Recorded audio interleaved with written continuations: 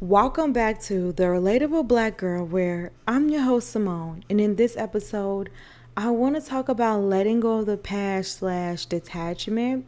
I see a lot of videos on detachment, and it's always the same thing like, oh, tell yourself you deserve better. And if you're thinking about it, just distract yourself from this by doing that. And I think it's good to have a positive distraction. And I also think positive self talk is good, but I think if you really want to master detachment, you have to know your attachment style. At one point in my life, I was very, very anxious. And then at another point, I was very avoidant. When my attachment style was anxious, everything was like now, now, now. I needed constant reassurance. Like, I need you to text me now. I need you to call me now. I need to know that you love me. Do you care about me? Like, I need a constant reminder every single day. And it didn't only show up in my relationships, but it also showed up in my friendships. And the thing about it is that when you have an anxious attachment style, sometimes you attract people who are just as anxious as you. So like when we're friends, we're like texting every single day. We're texting on the phone every single day. We're calling each other every single day. We're sending voicemail memos every single day. We're hanging out constantly, and I feel like that was all a part of both of us being very, very anxious and just constantly needing reassurance.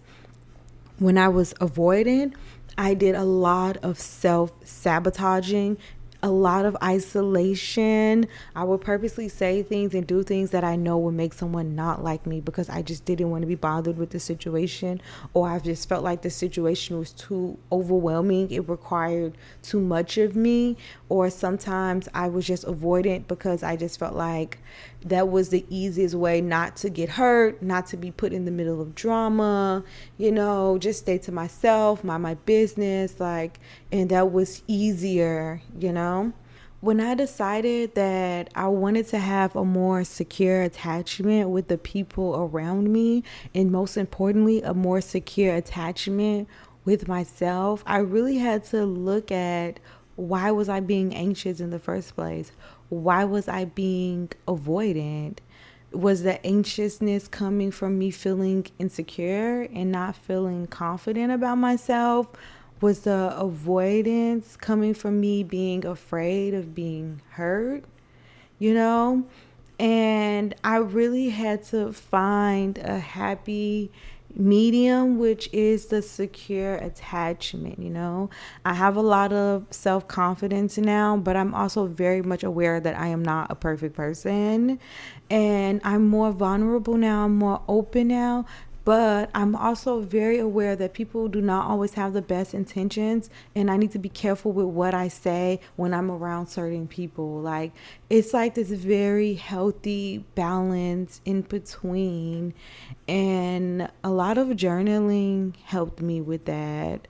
Reading a lot of books helped me with that too. Like, I really love reading books about other women's stories and how what led them to self-discovery, what motivated them to keep going. Like, I really, really love that. And I feel like I found confidence through them in their stories. And I feel like having a secure attachment is just a lot easier and it's a lot more peaceful, because when I was avoiding and I was self-sabotaging, I would be so mad at myself, like, oh, why did you do that? Why did you say that? Like, I would constantly be thinking about it, like, oh, I should have handled it better.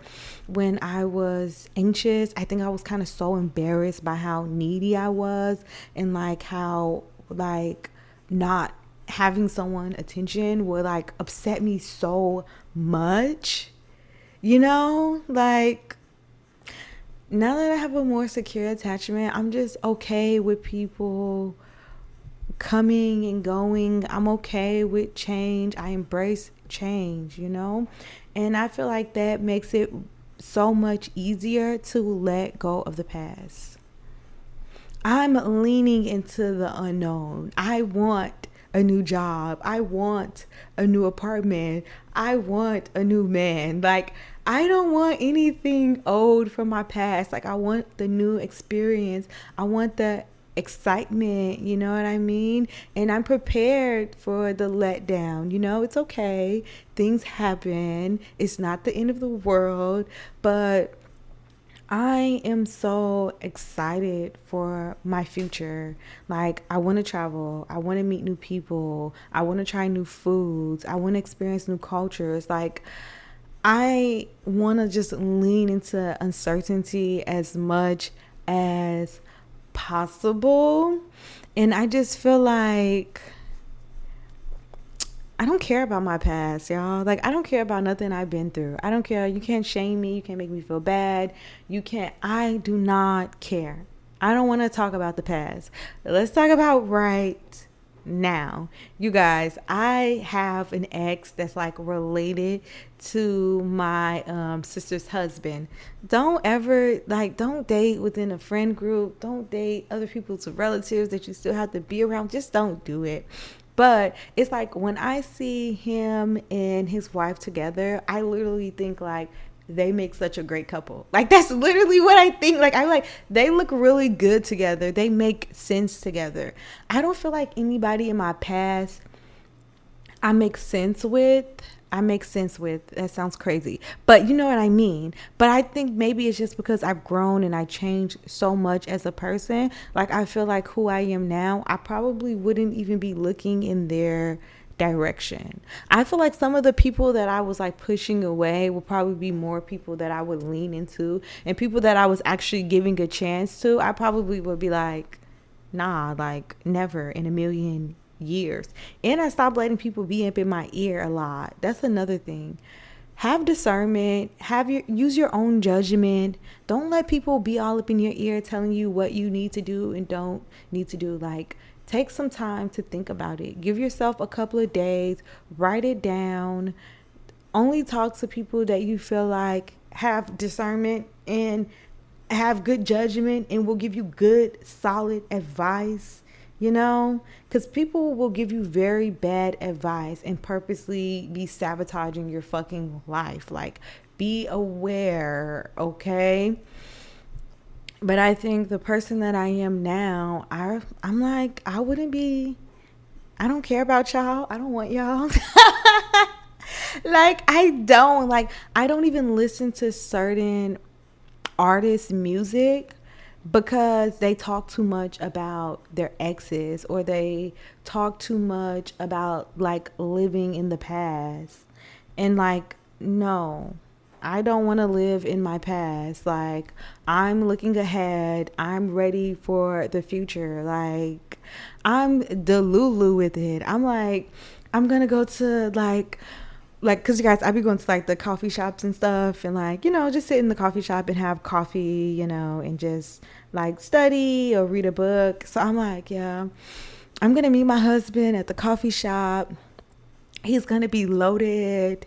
I'm going to just like move into his house. He's going to pay off all my student loan debt. We're going to travel the world. We're going to have like one kid or two, and we're gonna like travel the world with them, and they're gonna speak like 8 languages and just be like well traveled, and they're only like 8 years old. Like like, it's so delusional. But I also mix it with things that could really happen, mixing the delulu with like things that are actually realistic, okay? Very demure, very cutesy, okay? Very mindful of me. But it's just like, I'm not thinking about my past. I'm over here like being delusional about my future, okay? My podcast is gonna like blow up. I'm gonna write a book, maybe make a movie of my life. Like, I'm over here being delusional, okay? Like, and that's how I like it. I'm very hopeful.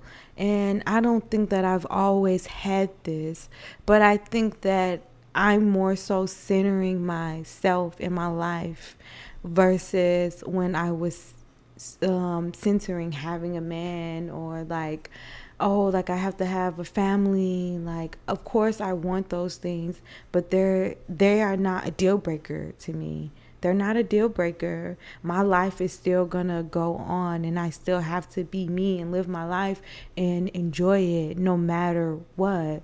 No matter if I never find the man or if I never have the kid. Like, I have beautiful nieces and nephews that I love dearly, that I can do for like they are my own, you know?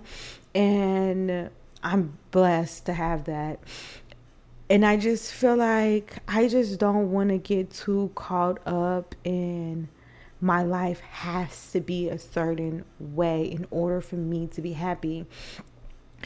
I feel like if you're lonely, it's not because you're missing this person from the past or because you're missing out on someone. I think it has a lot more to do with yourself and just having actual hobbies and things that make you happy and bring like joy to your life. You know, they say that once the honeymoon stage is over in a relationship or a marriage, those people are not more happier than people that are single.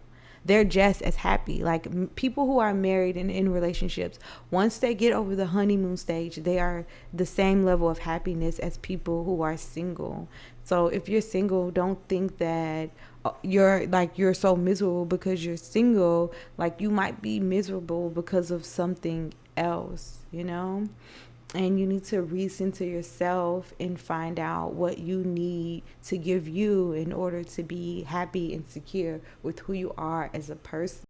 I'm happy that I'm not one of those people who feel like I'm living my life in revenge mode or doing things out of spite or I gotta get the last laugh. Like, no, like, I'm living my life for me. My accomplishment is not no revenge for nobody. I did this for me. I'll be damned if I center anybody else in my life or my story. That degree I got, I did that for me, you know? Me holding down my job, me having paid off my car, me having good credit. I did those things for me. That's not because I got to get revenge. I got to prove somebody wrong. I got to do it out of spite. Don't do it out of spite. Do it for you. Do it for yourself. Do it for you. Because you would be trying to do something out of revenge and spite, and you will look up and that person done pass your ass up in life. Or you look up and you know, trying to get this person attention and they not thinking about you. You know? Do things for yourself. Don't do it out of spite. Don't do it for revenge. Like, no. This ain't my revenge body. This is the body I've always wanted. I dropped down to 136 pounds, y'all. Been hitting the gym consistently. I had to lose some weight because I wasn't able to hit the gym how I want to. And the weight that I had on me was very hard for me to manage. So I'm down to 136, babe. This ain't no revenge body. This was for me. This is my bikini body, ready for the summer, ready to be on the beach body. So no revenge, boo. Ain't nobody sitting around thinking about you or thinking of ways to, I gotta get even, baby. I'm past it, you know? I'm not worried about people that I'm doing better in life than, okay? And you shouldn't either. Like, do things for yourself. You guys, I cannot believe this season is coming to an end. I'm so happy I did my first season. Next week's episode is going to be the last episode. I'm not for sure what I'm going to talk about yet. I don't know yet, but I'll try to make it good, you guys. I hope you guys enjoy this podcast. You know, I really enjoy doing this podcast. This brings me so much happiness, so much joy. You know, I don't care about how many listens I get. I don't care about making money from it. I just really enjoy doing it. And I really hope you guys enjoy listening. And I cannot wait to talk to you guys next week and to wrap up season 1. And but I am going to tell you guys my plans for season 2 to just like make it better. But yeah, I will see you guys next time. I'm Simone. This is the Relatable Black Girl.